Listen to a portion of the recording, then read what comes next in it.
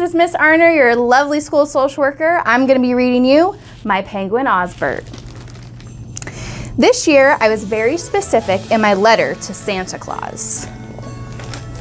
We've had a few misunderstandings in the past. For instance, last year I asked for a fire engine red race car with a detachable roof, a lightning bolt on the side, and retractable headlights. And he did get me one. But it was only 3 inches long. And the year before that, I really wanted a trampoline. I wasn't sure how to spell it, so in my letter, I sort of described what I wanted. Santa sent me a pogo stick. So this year, I was really careful. I wrote Santa a long letter and told him that I would like to have my own pet penguin. Not a stuffed penguin, but a real one from Antarctica. I told him my penguin should be 1 foot tall, white and black with a yellow beak, and his name should be Osbert. I included a drawing.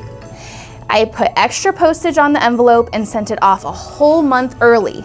Then I waited. When Christmas morning came, I was the first one downstairs. There he was. He was black and white with a yellow beak and exactly 12 inches tall. He was moving and breathing and everything. Around his neck was a tag and it said, "Hello, my name is Osbert." Santa had come through. I wanted Osbert to meet everybody. I wanted to take him into my room, plus I wanted to open my other presents. But Osbert really wanted to go outside and play. It was pretty cold and kind of windy too. There was a foot or two of snow on the ground and no sun. But I had to ask for Osbert, and now I had him, so we went outside. We played powder slide and wrecked the igloo. We had a snowball fight and made ice penguins. We escaped from the jaws of imaginary leopard seals. Osbert wanted to go swimming, but I explained that it might not be possible.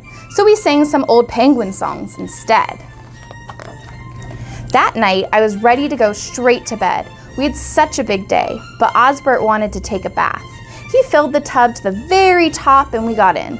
Osbert unwrapped all the bars of soap and floated them around like icebergs. After a while, I had prune fingers and my skin itched from all the soap. But I had asked for Osbert and now I had him. And Osbert liked playing in the cold bath. The next morning, Mom said she'd make anything I wanted for breakfast. I closed my eyes, I saw a stack of chocolate chip waffles with heated syrup, a platter piled high with fried sausages, and an icy pitcher of fresh squeezed mango juice. But Osbert doesn't like rich food. He doesn't like hot food, and he doesn't like sweet food. Osbert wanted cold creamed herring with seaweed jam for breakfast. So that's what we had. After breakfast, it was my turn to do chores, so I did the dishes and went upstairs to clean my room. When I came back down, I saw that Osbert had been working too. He had built an entire ice village out of freezer pops, frozen leftovers, and tubs of ice cream. It was all beginning to melt. Osbert, of course, couldn't hold a towel with his flippers, but I had asked for Osbert, and now I had him, so I cleaned up the mess myself. That afternoon, when Osbert was watching the Weather Channel on cable TV, I secretly wrote Santa another letter. "Dear Santa, how are you and Mrs. Claus? We are fine. Thank you for the great penguin named Osbert. We take cold baths together and have cream herring for breakfast. I'm getting used to spending all of my day in the snow. Plus, it turns out I didn't have frostbite after all. Your friend, Joe. P.S. One more thing. Santa, if you feel like maybe I should have asked for a different present and you want to swap, that would be okay." And while Osbert was leafing through the snow globe catalog, I snuck out and mailed the letter. A couple of days later, I woke up to find a package at the foot of my bed. There was a tag with my name on it, signed Santa. Inside the box was a red pullover sweater and 2 free passes to the grand opening of the Antarctic World at the zoo. After Osbert made a shrimp sculpture out of the wrapping paper, he wanted to go right away, but he didn't want to take the bus. The zoo was a long ways away, but I had asked for Osbert, and now I had him, so we walked.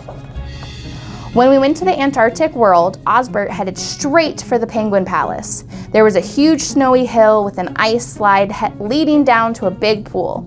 There were leopard seals painted on the walls. Tiny bergs of real floating ice were in the water. And then a door opened in the wall and a guy came out and started tossing creamed herring to all the penguins. When we got to be closing time, I told Osbert we had to leave. He waddled over to me, but I knew he felt at home at the Penguin Palace. It had everything he needed. Osbert was the first Christmas present Santa ever gave to me that I really wanted. I had asked for Osbert, and I had gotten him. But Osbert needed ice slides and leopard seals and plenty of herring. I asked for him if he would be happier living at the Penguin Palace. Osbert looked into my eyes, then he nodded. It's a little lonely at home without Osbert, and my new sweater itches my neck a little bit right under my chin. But it's nice and warm, and I had chocolate chip waffles for breakfast. Next Saturday is Kids Visit Free Day at the Antarctic World. I don't have a bus fare, but I can walk.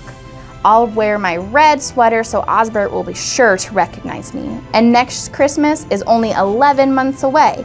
I've thought about it a lot, and I already know what I want. I'm sure I can't get into too much trouble with just one helicopter. The end. Happy holidays, Finley.